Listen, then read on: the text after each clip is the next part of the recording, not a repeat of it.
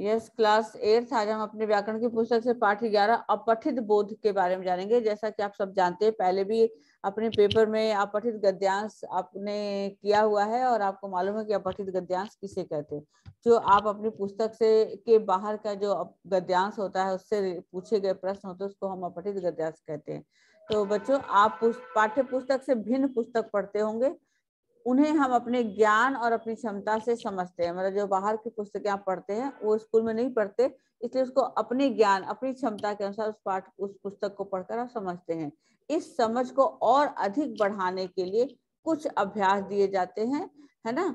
और इस अपठित गद्यांश का बोध आप कर सकें, उन पर आधारित प्रश्नों के उत्तर दे सकें, तो इसका अर्थ है कि हिंदी भाषा में आपकी दक्षता बढ़ रही है, यानी कि आप निपुण हो रहे हैं, आपका जो बुद्धि है वो बढ़ रही है, साफ हो रही है ना। इस तरह की बातें आपको अपठित गद्यांश से पता चलता है।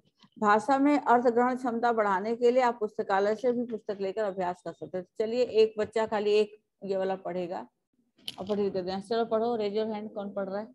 आकृति पढ़ो।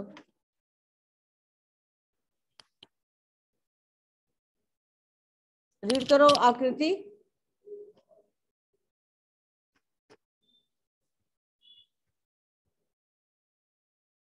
आकृति, गीत आप पढ़ो बेटा।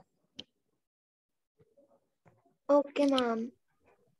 कभी वर्षा की बूंदों से नहाता, कभी चमचमाती धूप में चमकता, लहलाते वनों, गुनगुनाती नदियों और गरजते सागरों से सुशोभित हमारे पर्यावरण को कुछ स्वार्थी लोग नष्ट करने पर तुले हुए हैं। गंगा यमुना जैसी पावन नदियां कारखानों के रसायनों से विषैली हो गई हैं। आश्विक कारखानों का अविष्ट पदार्थ सागरों में डाला जा रहा है। विषैली गैसें वायुमंडल की हवा को इतना विषैला बना रही हैं कि सांस लेना भी दूभर हो रहा है। उस पागल कर देने वाले शोर की तो बात ही करना बेकार है, जिसके कारण लाखों लोग रक्तचाप, तनाव और हृदय की बीमारियों को कालग्रस्त हो रहे हैं। यही नहीं, उष्ण कटिबंधीय वर्षा वन और हरे भरे चरागाह भी बढ़ती जनसंख्या से सिकुड़ते चले जा रहे हैं। वनस्पति और जीव जंतु के चक्र को ही नष्ट किया जा रहा है। हाथी, बाघ, राइनो जैसे खूबसूरत पशु विलुप्त होते जा रहे हैं। मनुष्य की इस समय समझ को क्या हो गया है? वह तो अपने पैरों पर स्वयं कुल्हाड़ी मारने पर अड़ा हुआ है। उसी डाल को काट रहा है जिस पर स्वयं बैठा है। उस घर को उजाड़ रहा है जिसे लाखों करोड़ों वर्षों से उसे शरण दी है। मनुष्य की इस मनमानी को किसी भी कीमत पर रोकना होगा, अन्यथा ये हरे भरे पर्वत वनस्पतिहीन हो जाएंगे और हाथी धरती एक दिन मरुस्थल बन लहलाती धरती। तो इससे संबंधित देखिए प्रश्न, मनुष्य को अदूरदर्शी क्यों कहा गया है?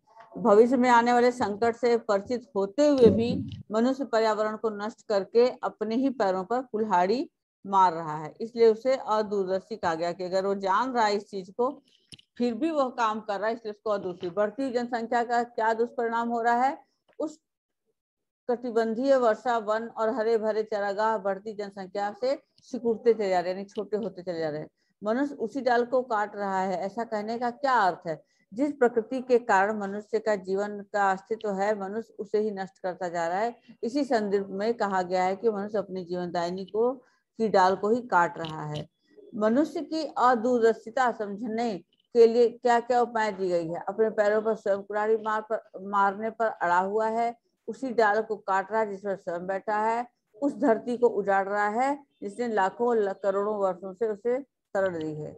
और फिर लास्ट में आपका है नीचे लिखे पर दूसरों की ओर संकेत करते हुए अनुच्छेद चुनकर लिखिए। जैसे ये देखिए, गंगा यमुना जैसी नदियां कारखानों और रासायनिक से विषैलों से भर गई हैं। दूसरा है ध्वनि प्रदूषण, पहला जल प्रदूषण, ध्वनि प्रदूषण, तीसरा वायु प्रदूषण। तो इनसे संबंधित कोई से भी आप एक अनुच्छेद लिख सकते हैं। और फिर है यहाँ पर अनुच्छेद के लिए उपयुक्त शीर्षक आपको अगर लिखना है तो कैसे लिखिएगा। देखिए, पर्यावरण प्रदूषण, विशेषण विशेष्य को विशेषणों से मिलाइए। यहाँ थोड़ा सा एक्टिविटी है। विशेषण है सागर, और सागर क्या है, विशेष्य है, और विशेषण है ये गुनगुनाती गरजते, ये तो इससे मिलाना है। तो सागर क्या होगा, गरजते सागर, है ना, गरजते सागर लहलहाते वन। वन वन का होगा वन गरजते लहलहाते, कैसे होगा इसको बताओ। गरजते वन, मिलान करो, बोलो एक बच्चा।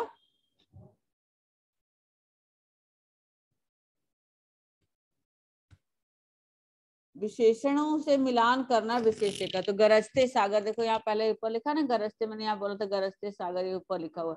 दूसरा लहलहाते वन, यहाँ से देखो लहलहाते वन। फिर तीसरा गुनगुनाती नदी, और चौथा है अदूरदर्शी लोग। ठीक है, इसी तरह से अब इनका है वाक्य में प्रयोग करना है कि अपने पहले कुल्हाड़ी मारना है तो मुहावरे हो गए। किसी भी कीमत पर, किसी भी कीमत पर मतलब आगे बढ़ना, विमान चालक बनने के लिए अपने लक्ष्य को पूरा करना है। और भी ऐसे क्वेश्चन, अप्रत्यय अलग करिए। अदूरदर्शिता अलग है, अ उपसर्ग है, दूरदर्शी मूल शब्द है, ता जो है वो प्रत्यय है। और उपसर्ग अलग करिए, यहाँ पर दिया हुआ परिवरण, परि प्लस आवरण, पर्यावरण। अवशिष्ट, अव अलग है, उपसर्ग है। और विशैली एली, उष्ण कटिबंधीय में ई आ गया, सुशोभित में सु आ गया, खूबसूरत में खूब आ गया।